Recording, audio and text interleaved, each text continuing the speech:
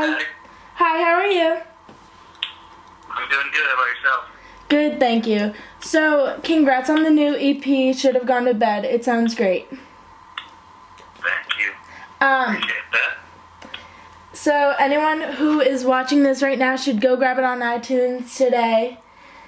And, so according to your fans, The Giving Tree is their favorite song out of the 4 on the EP. Would you say that's your favorite as well? I mean, selfishly, it's my favorite. I wrote that one, you know? Yeah. I'm sure within the band, like the 5 of us, we all have our favorites and stuff. But, yeah, for me, I think that's the most personal tune I have on the entire album. And probably the most well-crafted song, I think. Yeah. Well. But, yeah, I love that song. It had its fair shot at radio, and I kind of watched it going like, oh man, like, how are people going to react to this tune? And it seemed like most people that gave it a chance really did like it, but it's kind of a short-lived run. Yeah, that's cool. Yeah. So, we heard that you are going to be going on tour with the Goo Goo Dolls and Daughtry this summer? Yes, all summer.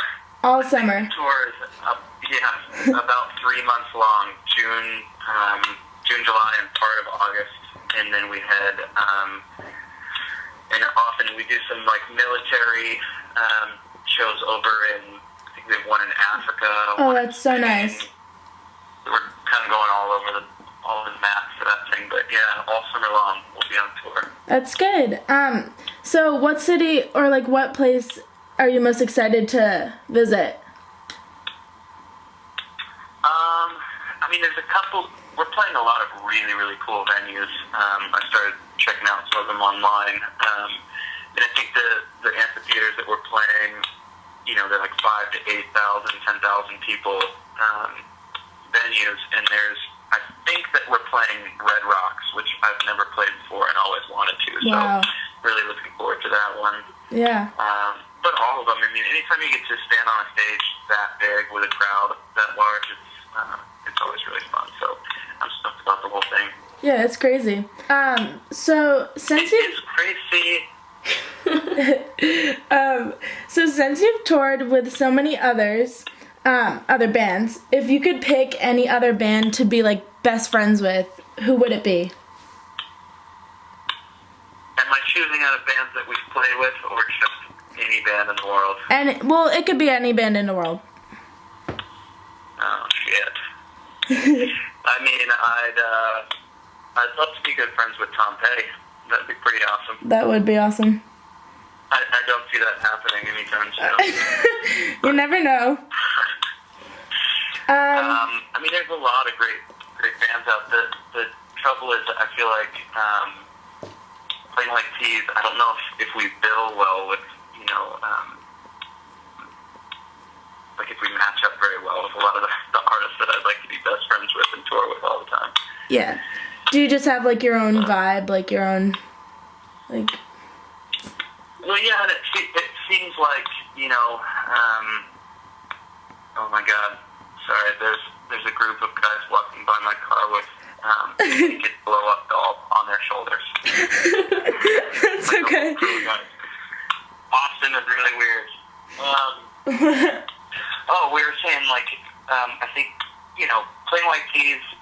Oh, right, you have like your own vibe. We have a specific sound, but I think once you start getting consistently played on the radio, you end up getting matched up with a lot of other radio bands, and some of my favorite bands right now aren't getting played on the radio. So, yeah.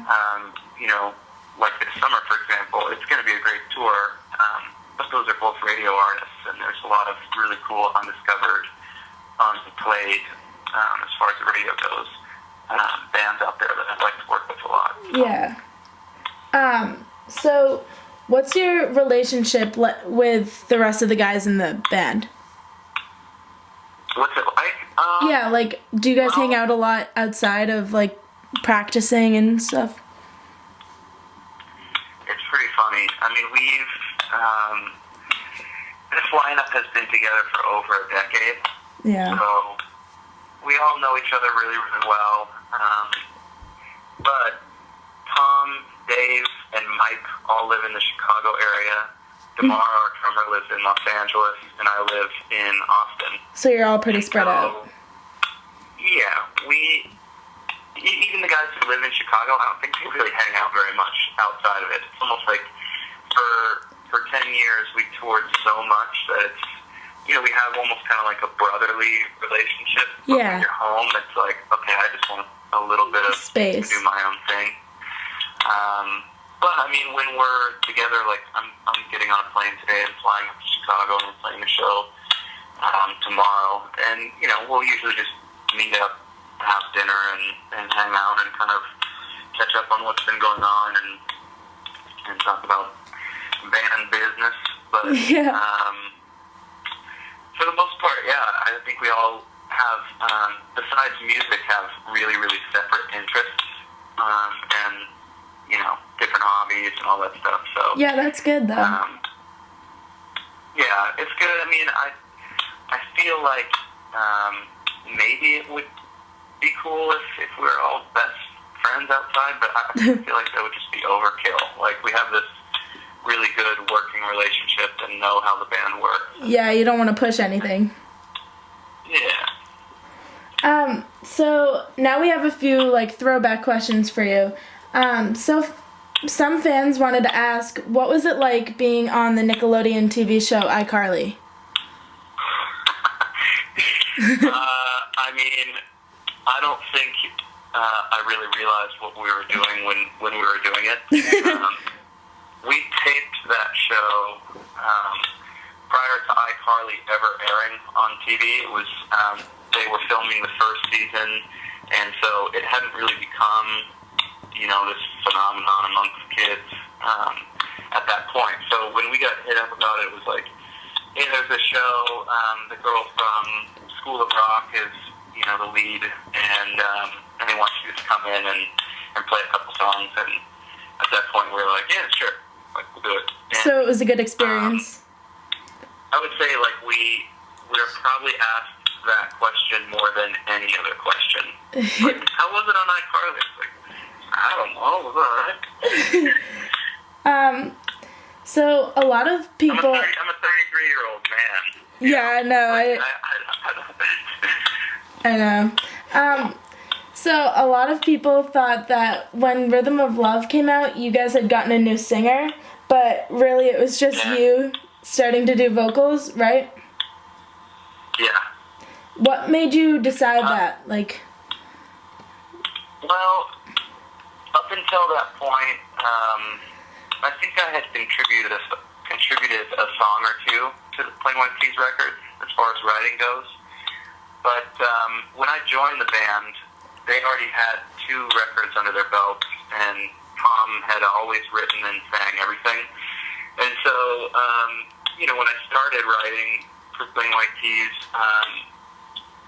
there was still kind of this uncertainty as to whether we wanted 2 singers or whether I would write a song and Tom would sing it. But, with that song in particular, it was about my girlfriend at the time, and I kind of didn't want him to sing it because it just felt weird to me. And we actually put Tom in the vocal booth and had him try singing it, and it just didn't sound the same. So yeah, it was kind of the point where it's like, all right, why should we be scared about having two guys singing songs as long as the songs are solid in the band? But it's funny, when you first make a shift like that, I went on YouTube and looked at what people's comments were on the music video, and they're like, I like the old singer better, and it's instantly deflating. That's awful. Well, it ended up working out great in the end, so. Yeah, totally. I mean, one thing you learn is you cannot really take to heart what people say on the internet, because they say the worst shit on there, and if you let it affect you, you could be decimated in no time, I feel like. But and especially today, it's so hard to not see everything that happens on the computer and all that stuff. Yeah, totally. And people are cruel, it's like they say a lot of stuff that they probably wouldn't say. Yeah, up to your face. When Okay, so now for our final and a little less serious question, and that is, what is your favorite fast food place? Fast food place. I mean, if I grew up in California, so if I was there, it would probably be In-N-Out. Mm-hmm. And in Austin, there's a place called Torchy's that makes the best tacos I think I've ever had. So that's probably my spot here. So that's what you would get there?